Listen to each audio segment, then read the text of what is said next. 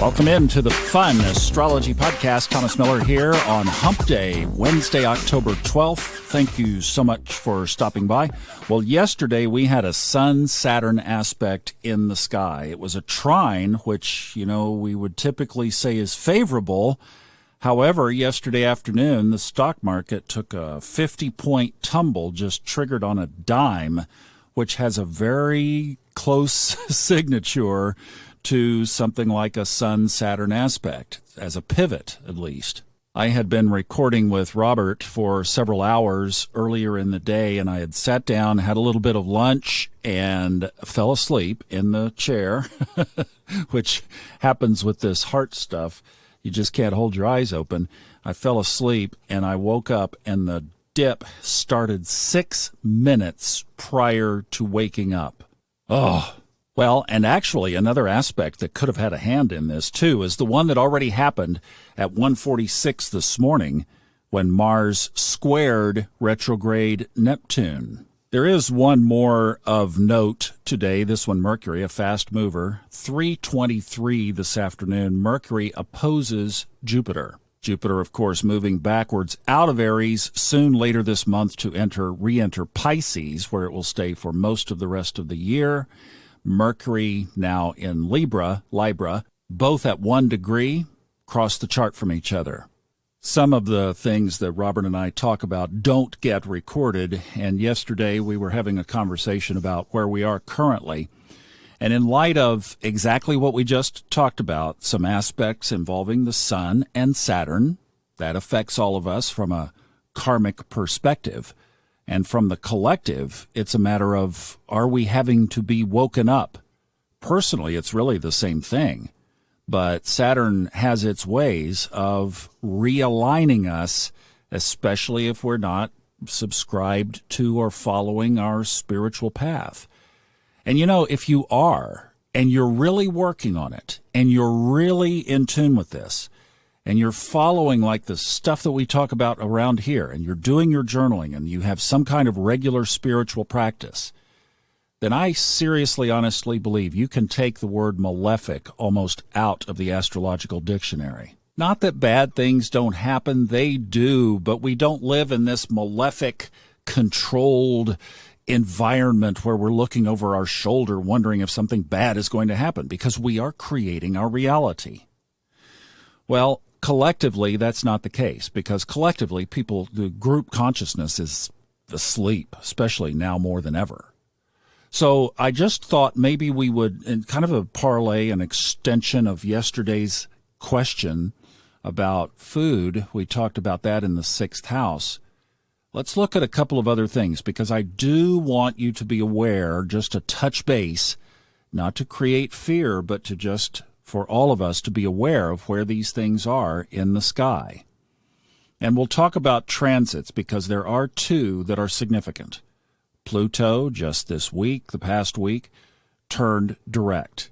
Pluto is at 26 degrees 7 minutes in Capricorn in the sky right now. If you want to put the chart up that I'm looking at, just go to July 4th, 1776, 5:10 p.m., Philadelphia, Pennsylvania, and you will see in the 2nd house, Pluto at 27 degrees 33 minutes. It was in retrograde when they signed the Declaration of Independence, and now the transiting Pluto will conjoin that yet one more time in December, making it the 3rd exact Pluto return aspect in 2022.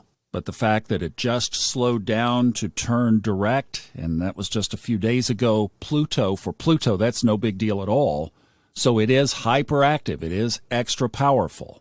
And I will give you a glimpse. I think Robert has made no bones about this. He's talked about it certainly in his practicum classes and a little bit on here, that Pluto rules things nuclear. And we read the headlines. I mean, I saw yesterday all the headlines about the amplified things going on in Ukraine. I'm also seeing these protests in places like Iran and in various places in Europe where I've seen that people are burning their utility bills in protest. And other people in other countries are blaming the United States, and then I'll let you decide if rightfully so, for their recessions, for the interest rates, etc. You have also in the chart right now, Mars, transiting Mars, is within 2 degrees of the natal position of the United States Mars. And this year, between now and May, it retraces back over it again in retrograde and then turns direct and hits it again. And as we look at the archetypes of Mars, I mean, just think, are we more on a path of the God of War side of Mars or the Aries power side of Mars to move forward and get things done and add beautiful power to a situation? Where are we? Now, those are two challenging aspects. Let me point out one that is beautifully positive in my book. In the United States chart, transiting Neptune right now in Pisces, with Jupiter just 8 degrees away, moving back toward Pisces from 1 degree Aries. Those two are going to get within about 7.5 or so degrees from each other before Jupiter turns around and moves back direct out of Pisces later this year. But as you're looking at the chart, and if you put this up, you'll see it, the transit of Neptune and Jupiter, the two co-rulers of Pisces, the sign of spiritual rebirth, the sign of intuition, the sign of higher consciousness. Jupiter, the expansion planet. Neptune, once the glasses come off, then you have beautiful intuition, beautiful perception, higher energy in the 4th house of the homeland. And I know for everybody that is watching all of the things that are going on, and we say, well, this is getting rid of the old, Pluto in the later degrees of Capricorn, so that we can bring in the new. You hear about we're going from 3D to 5D. Well, there it is, very picturesque, as Neptune and Jupiter in the chart are shoulder to shoulder in the 4th house of Pisces. And that's your prayer. That's your prayer, that through all the challenges, that we turn to spirituality, true spirituality, in this country and in this world. It's what we do on Sunday nights in our now called Level Up meetings. So if you would like to join us, 8 p.m. on either YouTube, Fun Astrology YouTube channel, or the Facebook group as well. So I'd love to have you participate. Thank you so much. I hope this just helps give you an idea of kind of where we are on a macro basis. All right? We'll see you back tomorrow. Thanks.